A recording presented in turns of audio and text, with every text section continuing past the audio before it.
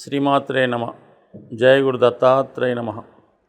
ఈ వీడియోలో మనం మేషరాశి వారికి వారి జీవితంలో అభివృద్ధి ఏ విధంగా ఉంటుంది, వారు ఎవరిని నమ్మాలి, ఎవరిని నమ్మకూడదు, వాళ్ళ జీవితంలో అభివృద్ధి చెందాలంటే ఎటువంటి నియమాలు పాటించాలి అన్న విషయాన్ని పరిశీలించే ప్రయత్నం చేద్దాం. సాధారణంగా మేషరాశి అంటేనే చాలా స్వతంత్ర భావాలు కలిగి ఉండి ఇతరుల మీద ఆధారపడకుండా వారికి ఏది నచ్చితే అదే దారిలో వెళ్ళడం జరుగుతుంటుంది. ఈ రాశికి రాశ్యాధిపతి అయినటువంటి కుజుని యొక్క స్థితిని బట్టి వీళ్ళ యొక్క వృత్తి, వీళ్ళ యొక్క అభివృద్ధి ఎక్కువగా ఆధారపడడం జరుగుతుంటుంది. కుజుడు భూకారకుడు అవటం వల్ల, ధైర్య సాహసాలకు కారణం అవటం వల్ల ఎటువంటి కష్టతరమైన పైనైనా వాళ్ళు రిస్క్తో అయినా సరే ధైర్యంతో సాధించే ప్రయత్నం చేస్తుంటారు. కాబట్టి వీరు సాధారణంగా సాహసంతో కూడినటువంటి వృత్తుల యందు పోలీస్ డిపార్ట్మెంట్ సంబంధించినటువంటి అన్ని అంటే బార్డర్ సెక్యూరిటీ, మిలిటరీ అంటే యూనిఫారం ధరించి ధైర్యంగా ఆయుధం చేపట్టి దేశ రక్షణలో పాల్గొన్న ప్రతి ఒక్కరూ కూడా ఈ మేషరాశి యొక్క కారకత్వాలు లేకుండా వాళ్ళు పనిచేయలేరు. అంటే ఏదో దశమభావం మేషంలో పడడం కానీ, మేష లగ్నంలో జన్మించడం, మేషరాశి దశమాధిపతి మేషరాశిలో ఉండడం, ఇటువంటి మేషరాశి ప్రమేయంతో ఇటువంటి ధైర్య సాహసాలతో కూడుకున్న వృత్తుల్లో స్థిరపడతారు.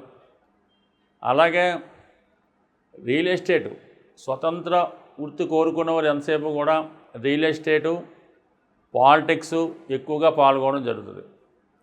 అయితే రాజకీయంలో ఉన్నప్పుడు వీళ్ళ యొక్క ముక్కుసూటి ప్రభావం వల్ల, ఎక్కడ రాజీ పడిన ధోరణం వల్ల చాలా వరకు కార్యకర్తలుగా ఉంటూ వాళ్ళ యొక్క ఎవరో వాళ్ళ నాయకుడిని అందలం ఎక్కించే ప్రయత్నంలో బాగా కష్టపడతారు తప్ప వ్యక్తిగతంగా వీరిని అధికారంలోకి రాణించలేకపోతుంటారు. అంటే రానివ్వలేకపోతుంటారు అన్నమాట. వెనకాల గోతులు తవ్వి వీళ్ళని అణగదొక్కుతూ ఉంటారు. వీళ్ళని ఉపయోగించి వేరే వాళ్ళ జీవితంలో పైకి రావడం జరుగుతుంటుంది.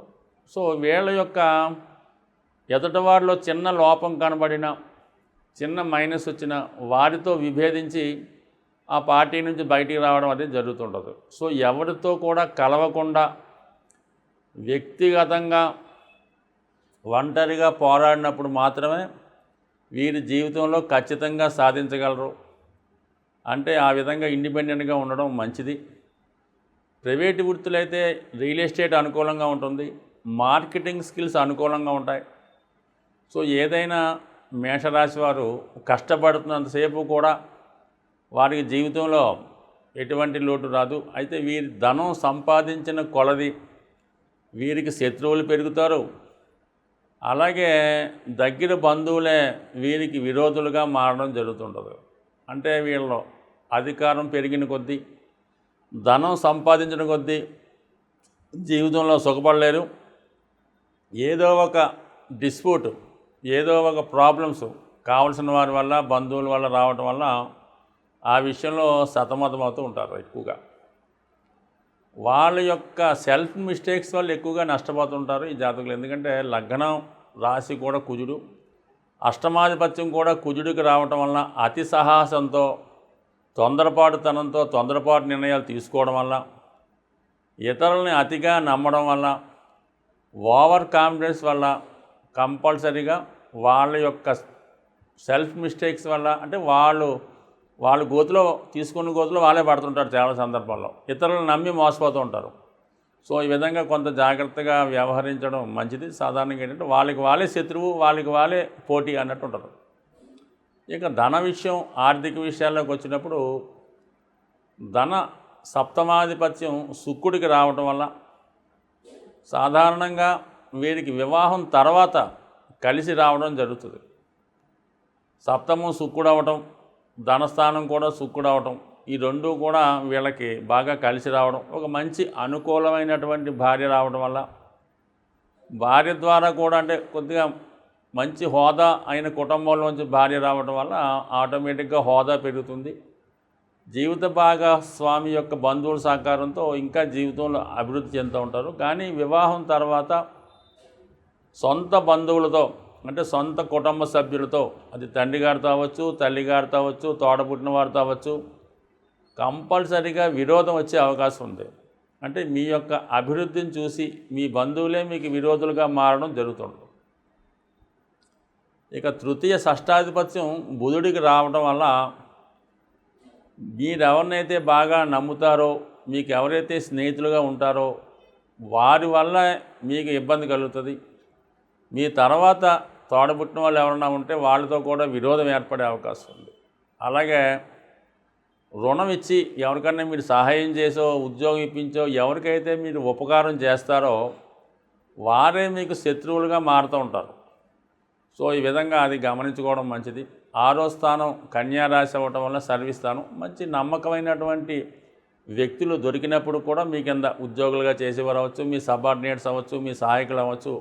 కానీ ఎంతసేపు కూడా వాళ్ళు స్వార్థం చూసుకుంటారు తప్ప మీకు పెద్దగా ఉపయోగపడినట్టు ఉండరు. అంటే మీరు సేవకుల వల్ల, స్నేహితుల వల్ల నష్టపోయే అవకాశం ఉంది.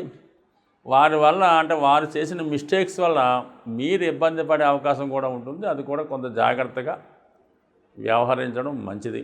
ఇంకా చతుర్థ స్థానం అనేది మీకు అద్భుతంగా ఉంటుంది. ఈ రాశి వారికి కర్కాటక రాశి చతుర్థ స్థానం అవటం వల్ల చాలా మంచి గృహం ఏర్పాటు చేసుకుంటారు. చాలా సౌఖ్యమైనటువంటి లైఫ్ అనుభవిస్తుంటారు. అంటే ఎక్కువగా పుణ్యక్షేత్రాలు దర్శించే ప్రయత్నం చేయడం, ఇవన్నీ కూడా ఉంటాయి. చాలామందికి రిస్క్తో కూడుకున్నటువంటి వ్యాపారాలు కానీ, బార్ అండ్ రెస్టారెంట్స్ లాంటివి కూడా కొంతమందికి కలిసి వచ్చే అవకాశం ఉంది. అది కర్కాటక రాశి బలంగా ఉండి దాంట్లో బలమైన గ్రహాలు ఉన్నప్పుడు చాలా అనుకూలంగా ఉంటాయి. ముఖ్యంగా ఈ రాశి వారికి మీ యొక్క సంతానం, మీ పిల్లలు ఎవరైతే ఉన్నారో వారు మీకన్నా అభివృద్ధి చెందుతుంటారు, మీకన్నా మంచి స్థాయిలోకి రావడం జరుగుతుంటారు. కొన్ని సందర్భాల్లో మీ శిష్యులు కానీ, మీ దగ్గర పని నేర్చుకున్న వాళ్ళు కూడా మీ యొక్క స్థాయి కన్నా ఎదిగి మిమ్మల్ని డామినేట్ చేసే అవకాశం ఉంది. సో ఏదన్నా సరే అది ఒక గర్వకారణం అయినప్పుడు కూడా మరి కొన్ని సందర్భాల్లో కొంత ఇబ్బంది కలుగుతూ ఉంటుంది. ఇంకా భాగ్య వ్యయాధిపతిగా ఉన్నటువంటి గురువు అవటం వలన కంపల్సరిగా మీరు ఎంత సంపాదించినా, మీకు ఉన్నా లేకపోయినా పుణ్య కార్యక్రమాలు చేయడానికి ఎక్కువగా ఇష్టపడతారు. అలాగే పుణ్య కార్యక్రమాలకి, దేవాలయాల అభివృద్ధికి, అలాగే 10 మందికి ఏదైనా ఉపాధి కల్పించే ఉద్దేశంతోనో కొంత దేవాలయాలకో, అనాథ శరణాలయాలకో కొంత ధనాన్ని కూడా సహకరించి వాళ్ళకి ఇబ్బంది పెడుతూ ఉంటారు. దశమ లాభాధిపతి శని మీకు బాధకుడు అవడం వల్ల ఏంటంటే మీ యొక్క సంపద పెరిగిన కొద్దీ మీకు శత్రువులు పెరిగే అవకాశం ఉంది. కాబట్టి సో ఏదైనా మేషలగ్న జాతకులు స్వతంత్ర భావాలు కలిగి ఉంటారు. ఇతరుల మీద ఆధారపడకుండా 10 మందికి ఉపాధి కల్పించే అవకాశం ఉంటుంది. కానీ నమ్మిన వారి వల్ల ద్రోహం, వెన్నుపోటు కలిగే అవకాశం ఉంది. మీ ధనమే మీకు శత్రువుగా మారే అవకాశం ఉంది. జీవితంలో మీరు మీ యొక్క స్థాయిని బట్టి మీరు ఉంగరం ధరించాలనుకుంటే నెంబర్ 1గా మీరు కెంపు ఉంగరం ధరించవచ్చు, లేదా కనక పుష్యరాగం ధరించవచ్చు.